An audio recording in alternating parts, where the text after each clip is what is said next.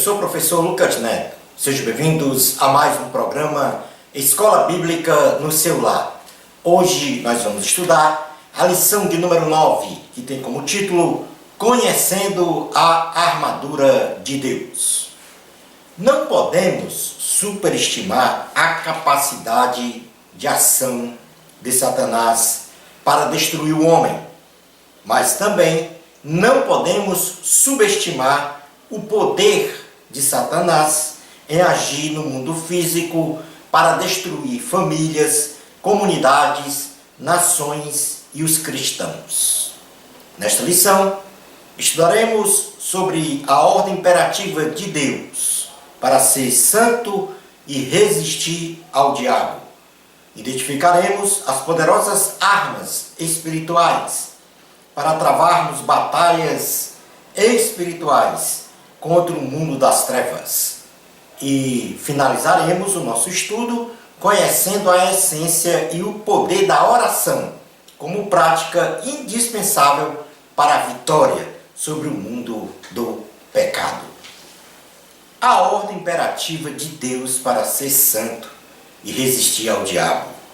O cristão é um servo de Deus e nesta condição deve assumir uma posição protagonista de, em primeiro lugar, ser santo como Deus é santo, ou seja, ter o mesmo caráter de Deus, ser sua imagem e semelhança, possuir e exercer as virtudes do Espírito Santo. Levítico capítulo 11, versículos 44 e 45, diz assim a palavra do Senhor. Eu sou o Senhor vosso Deus. Portanto, vós vos consagrareis e sereis santos, porque eu sou santo, e não vos contaminareis por nenhum enxame de criaturas que se arrastam sobre a terra. Eu sou o Senhor que vos faço subir da terra do Egito, para que eu seja vosso Deus. Portanto, vós sereis santos, porque eu sou santo. Na primeira carta do apóstolo Pedro, capítulo 1, versículo de número 16, diz assim a palavra do Senhor. Primeira carta de Pedro, capítulo 1, versículo 16. Porque escrito está: sede santos, porque eu sou santo. Gálatas, capítulo 5. Carta aos Gálatas, capítulo 5, versículo de número 22, diz assim, 22 e 23. Mas o fruto do Espírito é amor, alegria, paz, longanimidade, benignidade, bondade, fidelidade, mansidão, domínio próprio. Contra estas coisas não há lei.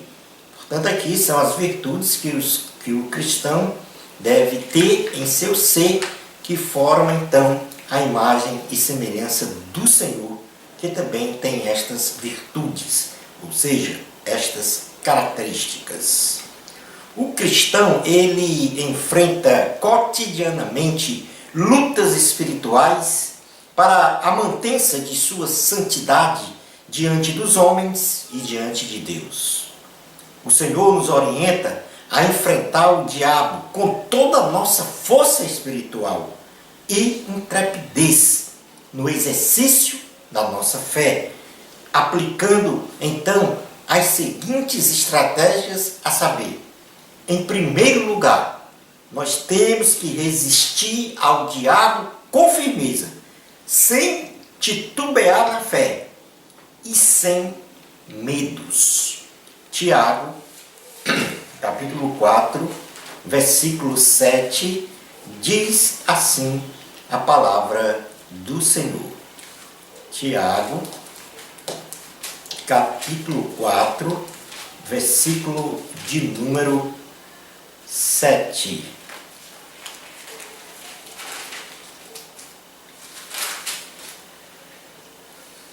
Sujeitai-vos, portanto, a Deus, mas resisti ao diabo, e ele fugirá de vós.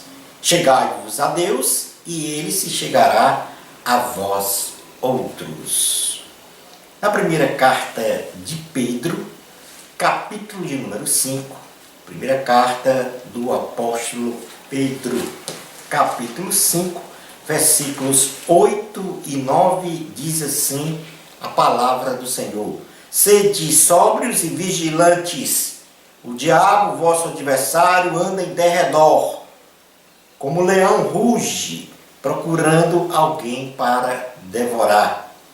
Resisti-lhe firmes na fé, certos de que sofrimentos iguais aos vossos estão se cumprindo na vossa irmandade espalhada pelo mundo. Primeira, então, estratégia é resistir ao diabo. Segunda estratégia, não dar lugar ao diabo por meio das concupiscências da carne, dos olhos e da soberba da vida. Carta aos Efésios, capítulo de número 4, versículo 27, diz assim a palavra do Senhor: nem deis lugar ao diabo. Primeira carta de Pedro, capítulo 2, versículo 11, diz assim a palavra do Senhor: amados, exorto-vos como peregrinos e forasteiros que sois, a vos absterdes das paixões carnais que fazem guerra contra a alma. Primeira carta aos Tessalonicenses, capítulo de número 4, primeira carta aos Tessalonicenses, capítulo 4, versículo 3, diz assim a palavra do Senhor: pois esta é a vontade de Deus, a vossa santificação, que vos abstenhais da prostituição. Primeira carta aos Tessalonicenses, capítulo 5, versículo 22, diz: abstende-vos de toda forma de mal. Primeira carta do apóstolo João, capítulo 2, versículo 16, diz: porque tudo que há no mundo, a concupiscência da carne, a concupiscência dos olhos e a soberba da vida, não procede do Pai, mas procede do mundo. Em terceiro lugar, nós temos que nos revestirmos da armadura de Deus.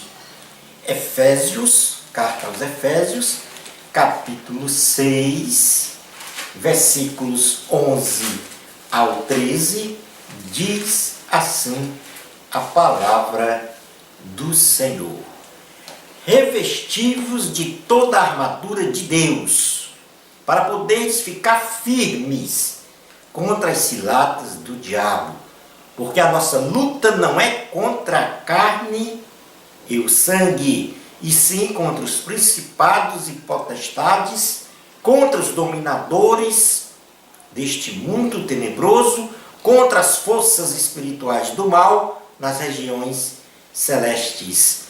Portanto, tomai toda a armadura de Deus, para que possais resistir no dia mau, e depois de terdes vencido tudo, permanecer inabaláveis. Portanto, as estratégias para resistir ao diabo é: primeiro lugar, ser santo como Deus é santo. Segundo, resistir ao diabo com firmeza. Terceiro, não dar lugar ao diabo na vossa mente. E quarto, revestir-se da armadura de Deus. Mas vamos agora conhecer quais são as armas espirituais poderosas para travarmos batalhas espirituais contra o mundo das trevas. E, nesse sentido, as batalhas espirituais são travadas com armas espirituais. E o apóstolo Paulo nos ensina que poderosas armas podem e devem ser utilizadas para aniquilar com as intenções do maligno e seus asseclas em tentar nos destruir. O apóstolo nos conclama a tomarmos e nos revestirmos da armadura de Deus, bem como praticar orações e súplicas para resistirmos às ciladas do diabo, a saber. Leiamos então, ainda na carta aos Efésios, do versículo 10 até o versículo 20, que diz assim a palavra do Senhor.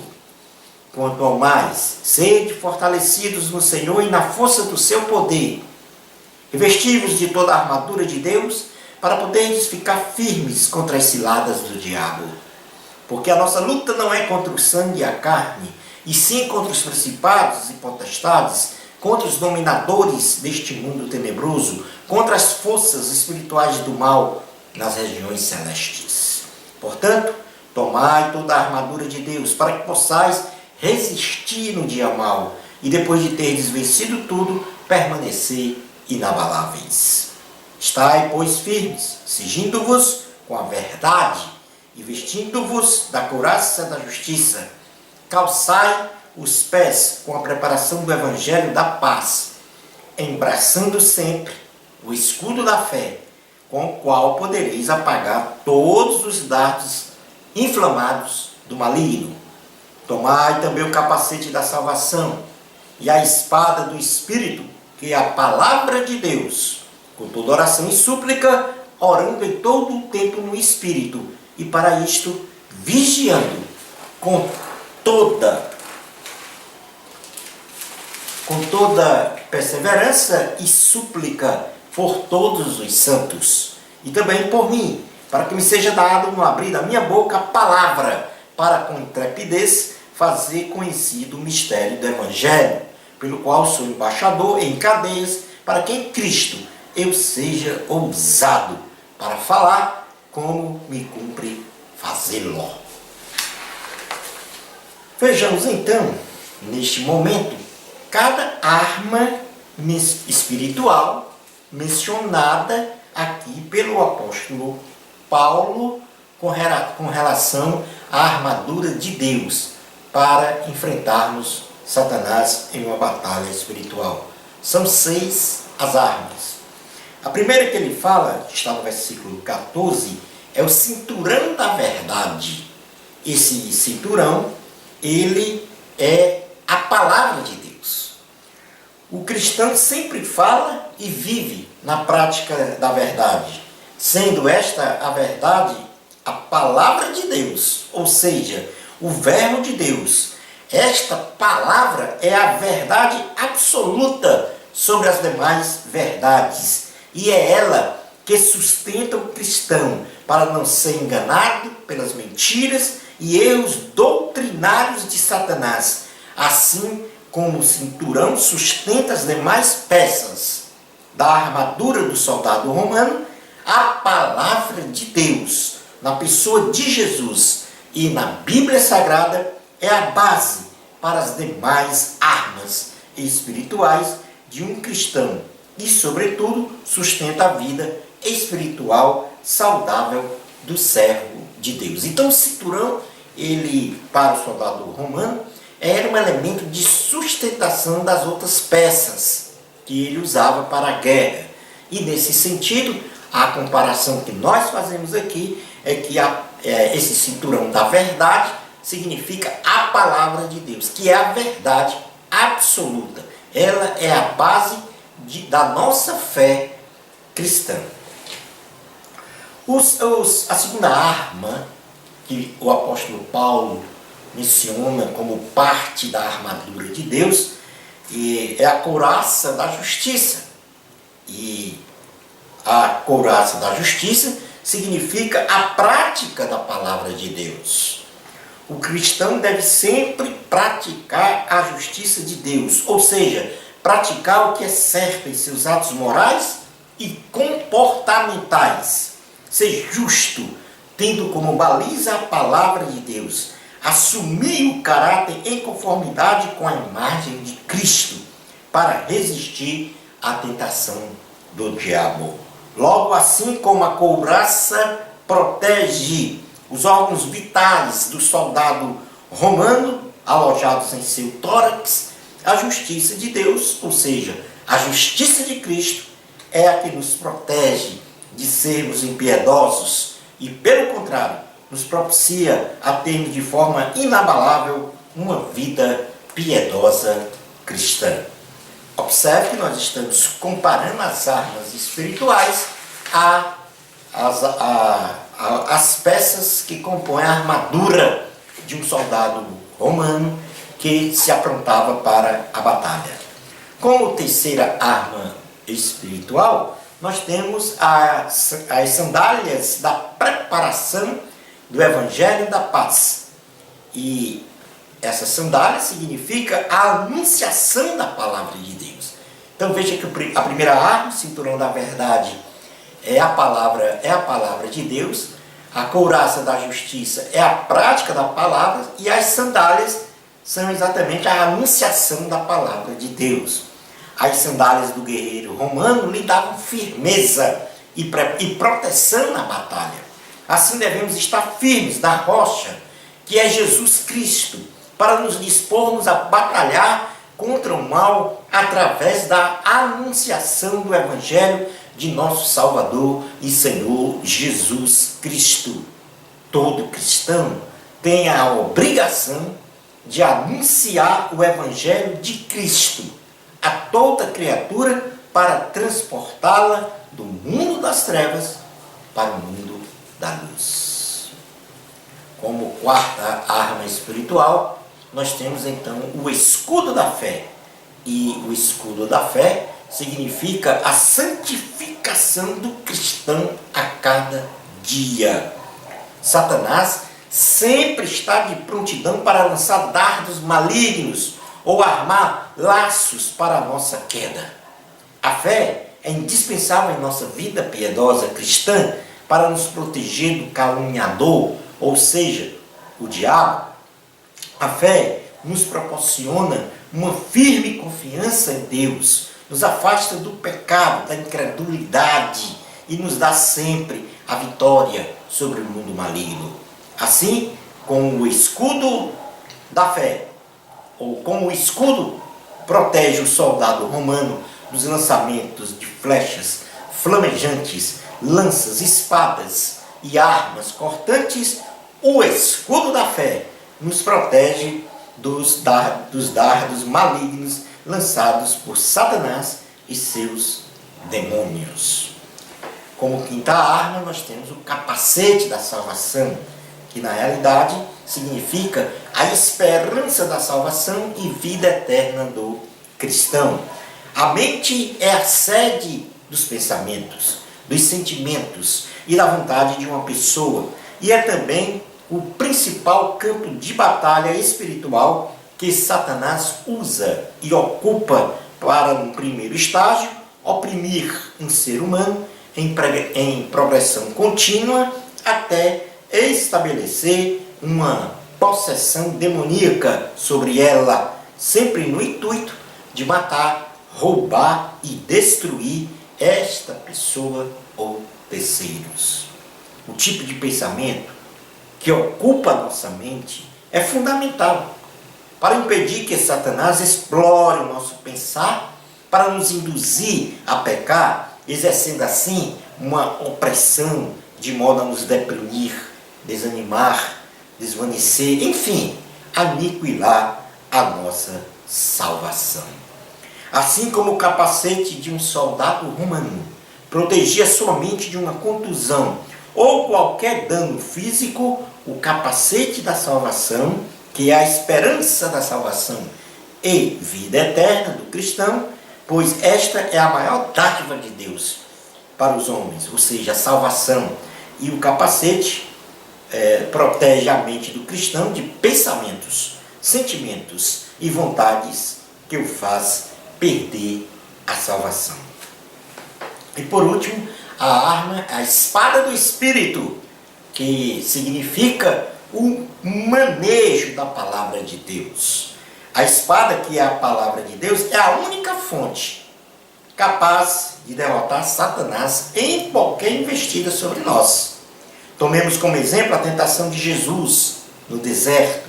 Satanás foi derrotado sumariamente pela palavra de Deus.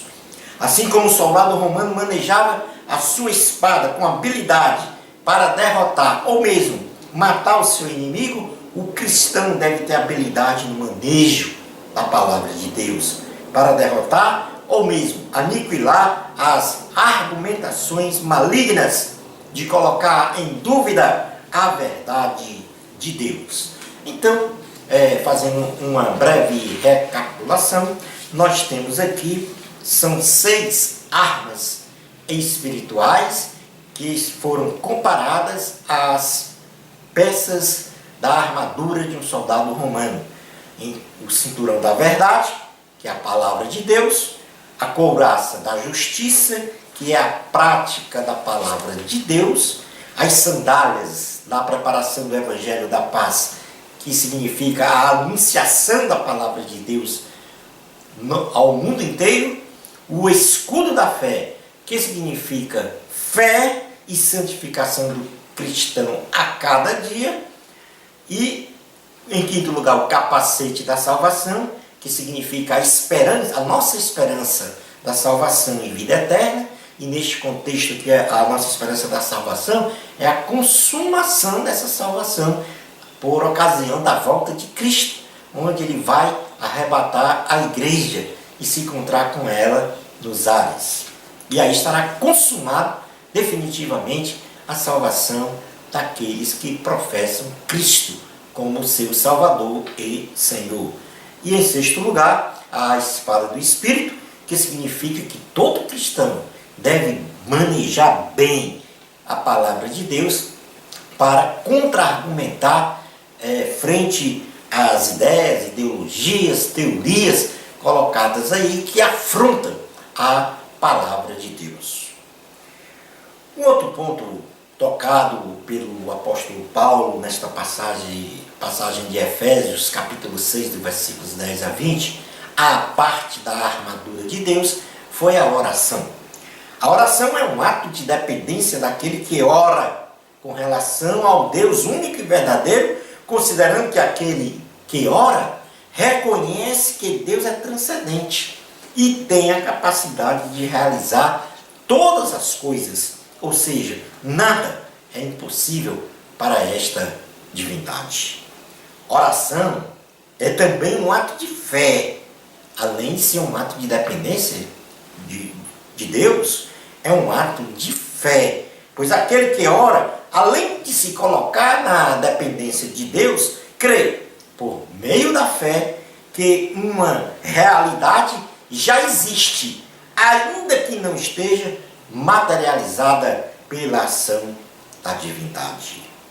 Oração é um ato de comunhão com Deus, onde aquele que ora fala com e ouve o Senhor, e Deus fala com e ouve o crente, estabelecendo no crente, no cristão, a oportunidade de conhecer aprofundadamente quem é este incomparável Deus, sua vontade, dá-lhe graças e ainda a oportunidade de aprender sobre os ensinamentos divinos, priorizando então o reino de Deus.